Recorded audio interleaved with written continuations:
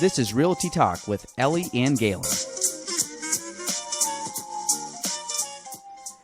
Welcome to episode 86 of Realty Talk with it's just Gaelan. Sorry, folks. I know we all want to hear Ellie. Ellie is out today, but again, because we don't want to fall behind too much, we're going to do a solo podcast today, which is me just talking. So if you guys don't like that, I apologize. But if you don't mind, then just sit back and relax. And hopefully the topic I covered today will be somewhat useful for everybody. Going to jump right into the topic. Obviously, I wish Ellie was here. We had, get her perspective and banter of the week. But hopefully next week we are back with Miss Elizabeth. So the topic today, this week, I'm basing this purely off of this is my 11th year in real estate. So what I'm going to talk about is what are the keys to success in real estate with the little asterisk next to it, meaning I've only been in real estate for 11 years. I would say 11 years in real estate is much beyond the average. Most people are not in it for that long. Especially if it's their full-time job. It is a tough industry to get into and stay in. So any agent that I think has hit that, decade mark has really, they found their cadence within the field. So I always look at longevity of agents as a pretty cool thing, especially when you're going through up, down markets and hot markets and sellers markets and buyers markets. The agents that are able to withstand that, to me, are all very impressive. So I'm going with about the 10-year mark and saying kind of the keys to success as to what I would deem being a new agent coming in, getting to year 10. How do you become, a legitimate agent, someone that is, has clients, someone that does deals, someone that is, kind of in the mix in the real estate community.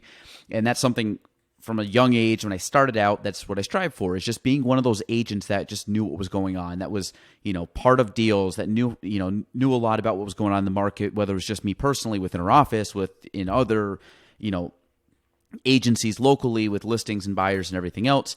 And I've gotten to that point, which is, it's very fun. I like being with, again, we've had a podcast about this, about being in the mix, just like seeing things going and happening and just action. And it's like I said, it's kind of an adrenaline rush. I still get that to this day. That's not anything that I hope to never lose. I hope I always have that, excitement about going into a deal or helping a buyer or seller out. So keys to success.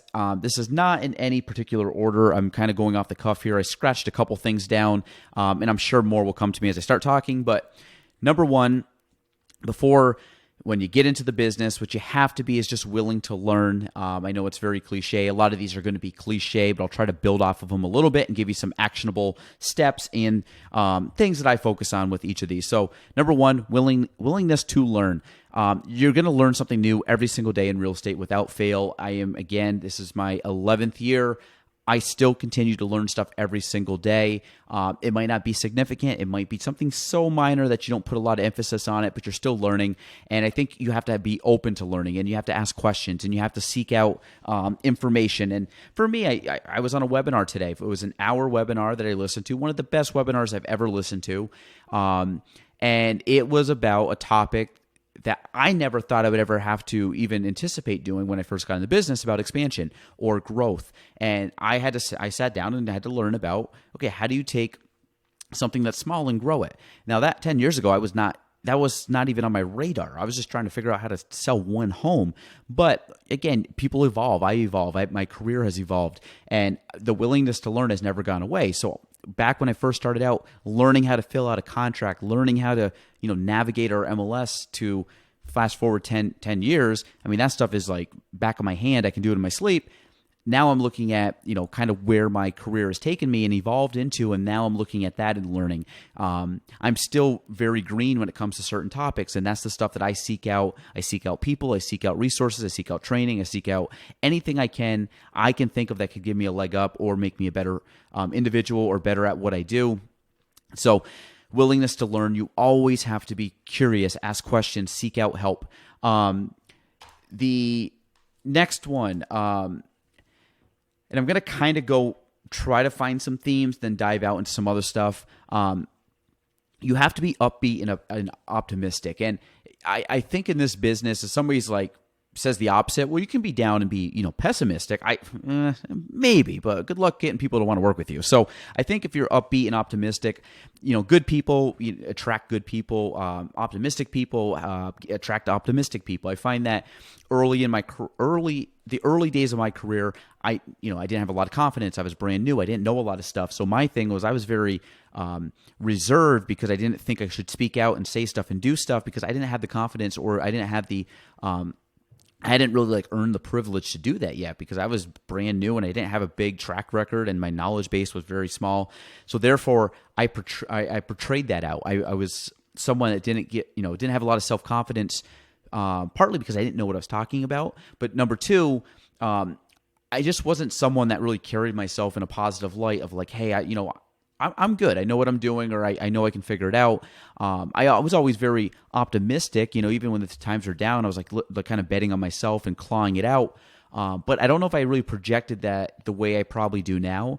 And I was at an event yesterday, and the speaker at the event and a few people in the crowd who I know, fairly well, a lot of them, would drop my name as examples in certain things, and they'd be like, oh, this Mr. Upbeat Gaelan comes walking in, and my name is now starting to become synonymous with that, which is really cool because 10 years ago, it's I know myself that I would never have been in that conversation. And now when they can point to me as that's someone that we know is as a positive person, we know is upbeat, we know is fun to be around, well, that then in turn brushes out on other people. So I think if you can focus on being upbeat, optimistic, positivity, just we all have bad days, and I'm not, like I said, today's a rainy, dreary day, and I've been inside all day working, and there's times where you're just oh, I'm just dragging, and give me another cup of coffee and keep me going. But at the end of the day, I'm still very positive and optimistic about stuff, and not naive. I'm not, I know things are not always perfect, but I think if you try to find, the kind of a glass half full mentality, or try to find the silver lining in things, I think it's much better to be searching for the good and not the bad in things. So I think if you're upbeat and optimistic and kind of bet on yourself, that is huge, because real estate can, basically chew you up and spit you out, because it is hard. It's hard to get into. I shouldn't say it's easy to. I've always said this. It's easy to get into. I mean, the barrier of entry is super easy. It's hard to get into and stay in. Meaning, you actually build a career and you build some traction within the career. So, but if you try to do it with a bad attitude, you're not going to succeed. If you have a good attitude, I think just pure will and willing yourself forward, and I think again you're going to attract people that will help you on that journey, just because they want to connect with like-minded, positive individuals. I think that is huge, and that was something I really didn't start to do until probably 6 years ago. And I really find at that time my career, myself as a person blossomed. I've met some fantastic people that are very good friends to this day because of that. And a lot of us, like I said, we bring a lot of positive energy and growth and ideas and stuff, and build each other up, which is awesome. Next one, let's go with knowledgeable. Kind of keeping more with mental state versus actions right now. It's more knowledgeable. How do you become knowledgeable? How do you, in real estate, how do you learn stuff? Well, if you're brand new into real estate, number one, find a mentor. Someone that's been there, done that, can lead you, can basically accelerate the learning curve for you a bit. Definitely latch onto that person, shadow them, help them out, help on deals, help be a runner for them, and just be like, listen, what do you need? I want to learn from you. You're good. Tell me kind of the tricks of the trade. In turn, I'm going to, help you out and maybe help fill out paperwork, or help you at listings, or help, deal with, or help you cover showings and things like that. Find those people and learn from them and build up that knowledge. The other thing, two things you can do if you're starting out is you have access to our MLS, which is where all multiple listing service, which is where everything is. Go on there and just do searches. Learn how to find the statistics on there. I do, monthly statistics every month, and it's, for me, numbers. You get trends. You see the truth in numbers. The numbers aren't going to lie to you. You can really kind of pinpoint stuff. Is it really a seller's market? Well, let's look at the data. Yeah, it is. It really is a seller's market. We can find that, but you can also, break that down even more. Like the other day, I had a listing in Beekmantown between 200,000 and 300,000. It was the only home in Beekmantown between 200,000 and 300,000 that was active. Everything else was pending or had closed already. So when you look at that, when you talk about a seller's market, and that's one of the hottest markets right now, okay, well, I factor that in when we're doing listings. So, but I'm diving deep. If you're brand new, just look at what things are selling for. Look at different homes. Get familiar with how the MLS looks and get familiar with what homes sell where and how for how much, and what homes typically have certain basements and what have certain heating systems and what areas have public water and public sewer, and just learn your community and learn different things. So when you're in conversation and people are asking you questions, you can just start rattling off these answers off the cuff because you've learned it. You've experienced it. You've been down that road, hundreds of times, or you've been in that house, or maybe you're in the house that sold 7-8 years ago and you're back in it, and you're in round 2 of it, and you've already know the background on it. I think having that knowledge is important, and you build it up over your career. But I think a lot of people, myself included 10 years ago, didn't take the time to go and learn all this stuff. I kind of just learned trial by fire, and whatever I could grab stuck, but I wasn't really, I didn't have a really good game plan to learn. I think if somebody goes in and says, I'm going to, maybe search by town or school district or style of home, or, how many homes are selling, what are they selling for? What are homes selling versus a list price? What is the days on market? What is, and go through all this stuff and learn it. I think that is very knowledgeable. Again, if you're trying to break into real estate, if you have the knowledge and can tell people or explain that knowledge to people in a way they can understand and digest it, you're going to do some great things. But you have to learn that, and it doesn't cost any. I mean, obviously you have your dues to get on the MLS, but once you're on the MLS, it's free. It's a free resource. It sits there. Like, take advantage of it. Look, there's a lot of tools. There's a lot of stats, a lot of figures. Go on there, learn the area. And then in turn, when you're talking to clients, then you're more knowledgeable. And again, people are going to look at you as a subject expert now, and they say, well, that Gaelan guy knows what he's talking about. I don't know. He made some really good points. And again, yes, a lot of that is 10 years of me saying that stuff over and over and over every single day for years. But you can get on that path by learning that knowledge and having that in the background. It's kind of like studying for a test. If you study for the test, and when the test comes, you're going to have that knowledge. Same thing in real estate. If somebody's asking you a question on a certain price bracket, you can answer those questions. And that's a lot of it is it's like studying the MLS. Number 2, if you're brand new to the area, we have an agent that moved to the area. He's not from around here. And when I talked to him, the first thing he said was, yeah, I've been driving everywhere. Like, I'm driving around, looking at back roads and connecting roads. And, I grew up in Clinton County my entire life, but as a kid or a young adult, you got your path. You got your path to school, you got your path to, shopping or restaurants, and you kind of go down the main drags. You don't learn all the back roads. You don't learn all the back roads in Peru and Champlain and, Morrisonville and even like Redford and all these far out places. But I know them now because I've traveled these roads for 10 years plus consistently over and over again. And there's some knowledge to that too. So, and there's times where I try to take back roads, or I try to take, not the highway, try to take roads where I can go and see houses, and I can see, because again, that's our job, that's our inventory. Plenty of times I've taken Route 9 instead of 87, or I've taken Route 22B or something, or Route 22 or Route 3, and not taken the more maybe a faster approach to get there, or more streamlined, because I want to see the back roads. Or I want to, if I have time to kill, I'll drive down a road I've never been down. And they're not as many nowadays, but there's still some that I haven't been down. And I just drive down, snoop, and go around and look at what homes are down there and where it leads to and what it connects to. Again, is to make me more knowledgeable and really know our area, which again, our area, our homes is the product as a realtor. That's stuff that I'm looking at and I have to know for people. So knowledge. Okay, perfect. Another key to success.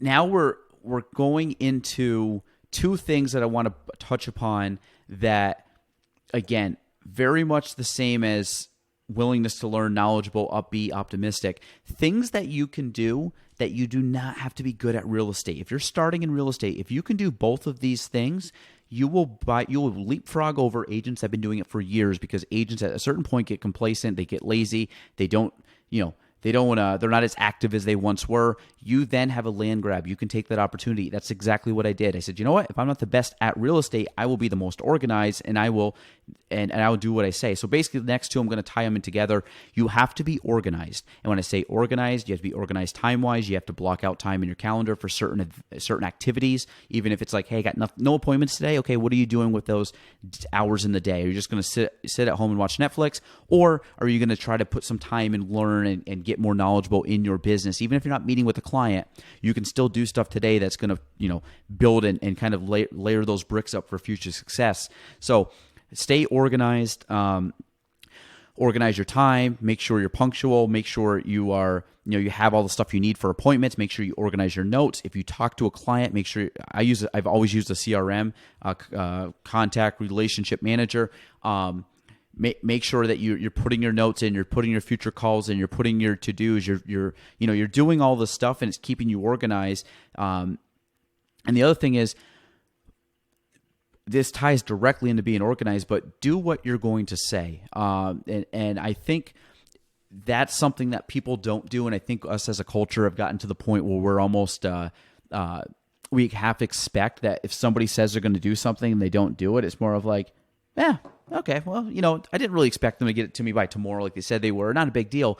And I hate that. I find if people don't, if someone says they're going to do something and I follow up with them and they say they're going to have it by that day and they don't, I mean, am I going to be totally upset with them? No, but there's a certain point where I'm like, well, okay, well, you said you were, but hey, you know what? I'll follow up again next week. But on the flip side, I hate saying if I tell somebody I'm going to do it by this day or that time, or I'm going to do this I'm going to actually do this activity, I do it because I said I would. And I'm going to give Ellen Bouchard from Dana Moore Federal Credit Union, absolutely fantastic person, but gave me a book. It's behind my desk, so if you see any videos or anything, you'll probably see it in the background. I think it's a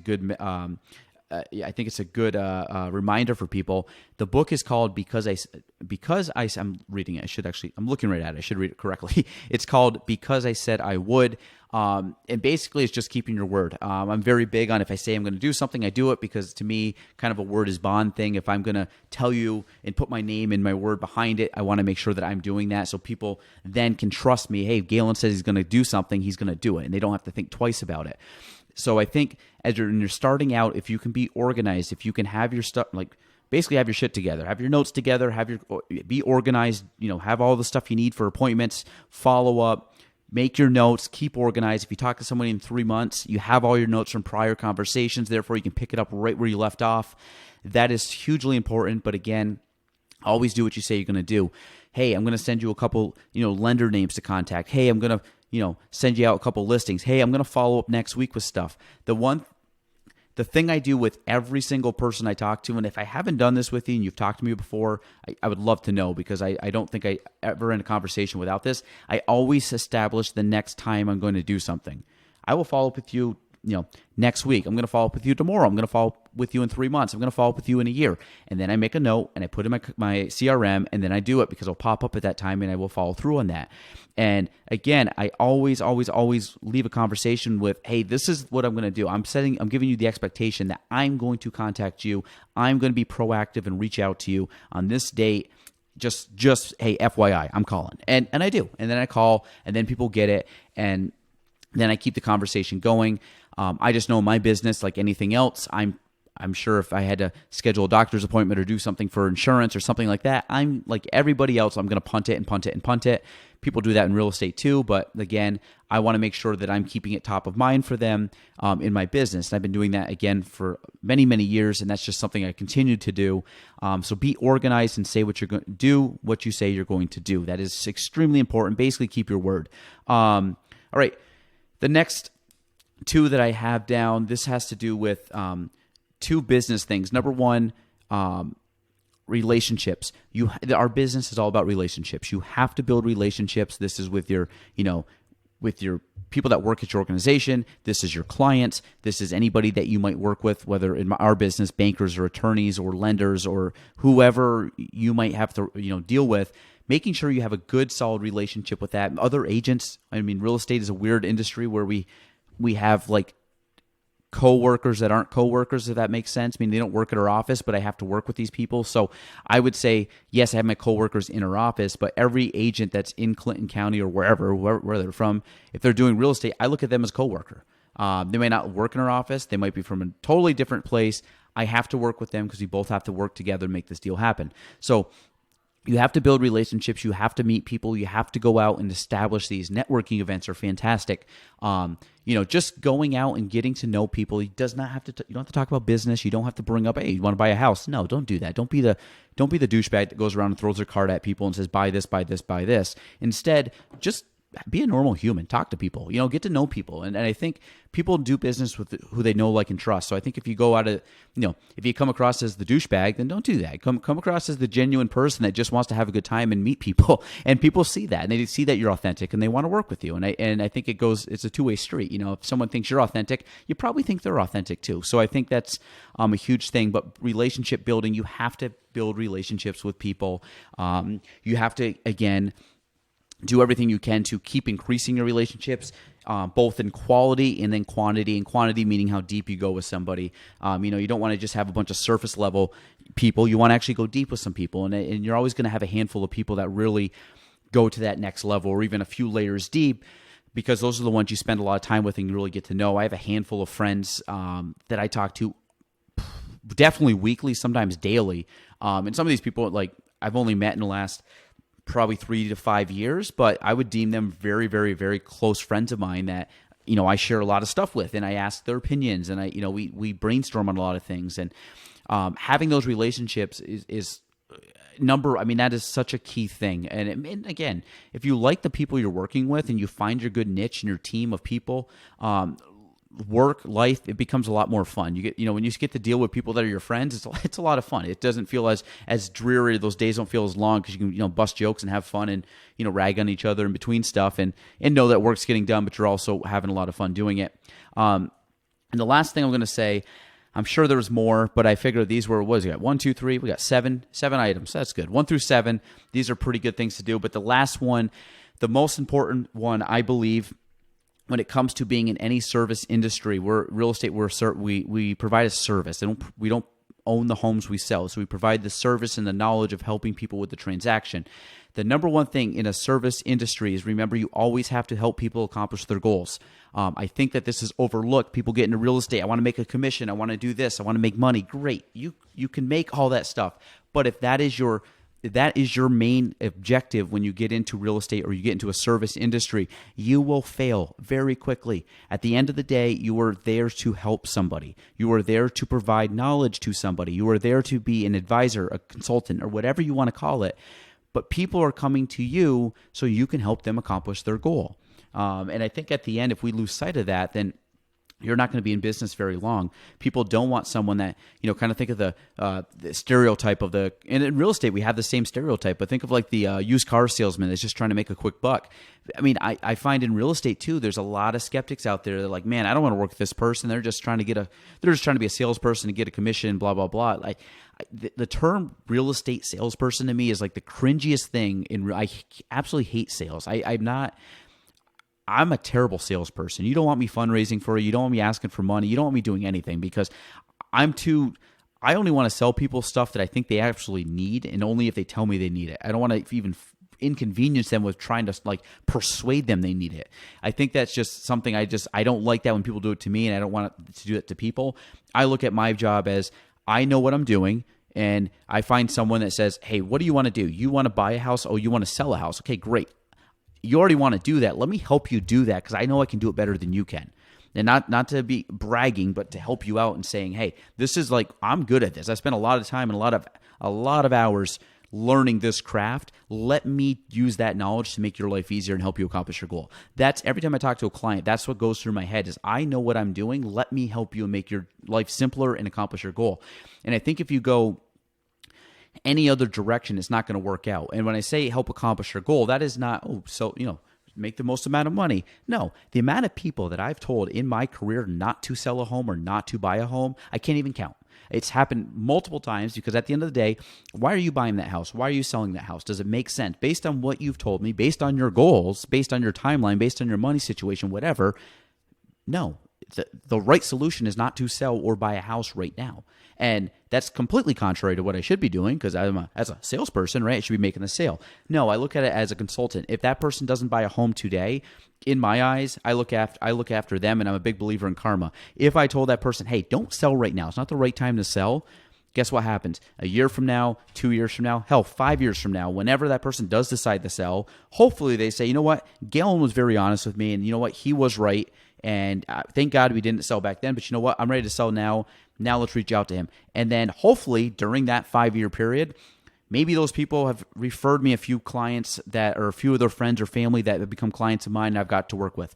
I always look and I play the long game, meaning if I try to make a quick buck and I did something that was not in the best interest of that client, I might have won the battle, but I've lost the war. If you want to put it like, I got a short-term gain by punting a long-term gain kind of deal. Like I was looking at I was nearsighted, not farsighted. And for me, if I can look at like where I want to go with my business and what I want to be known for in my lifetime, a lot of it does not have to be done today. A lot of it is you're setting the groundwork. And even if it's like, I might be able to, make a sale today. Well, let's hold off. It's today. You know what? I'd love to. It's not the right time. I bet you told me what you want to do. I'm giving you all my knowledge that I can. Let's not do it. I know you may want to, and then they usually see it the way, once you present all the facts to them, like, yeah, you know what? You're right. Let's punt it. A few years later, we start the conversation over again. And I think, again, if you look out for people, help people accomplish their goals, remember that, help people accomplish their goals, not your goals, their goals, you'll be very successful. And I think that goes for that might be any business, but I think any service business, you have to do that. People are coming to you to help them accomplish something. Make sure you're an advisor for them on that, not some douchebag salesperson that's trying to make a quick buck and literally is just running over them for money. Again, if you do that, you'll be out of business. And not only that, small town, people see through that crap, and you're not going to be someone they're going to be aligning with for very long. Always be like, I think long term, again, keep people's goals in mind and help them accomplish that. So I'm going to end there. That's enough rambling for me. 25 minutes, folks. If you guys stayed on that whole time, God bless you. Thank you so much. But other than that, we will be back next week. Random factoid of the day, office quote. Let me see. Random fact. Ellie actually had one. I saw her over the weekend, and there was a quote she was going to do today. We'll see if she remembers it for next week because I've already forgot it. But I do remember she had a quote. I'm trying to think if there's a good quote that I can give. I feel like I learned like a sciencey term or something the other day, and I thought it was going to be like a cool thing, but maybe not. You know what? I've talked enough. My mind's mush. I don't remember anything. Office quote of the day. Let's just go with that's what she said. That's it. I'll see you guys all next week. This has been episode 86 of Realty Talk with Just Gaelan.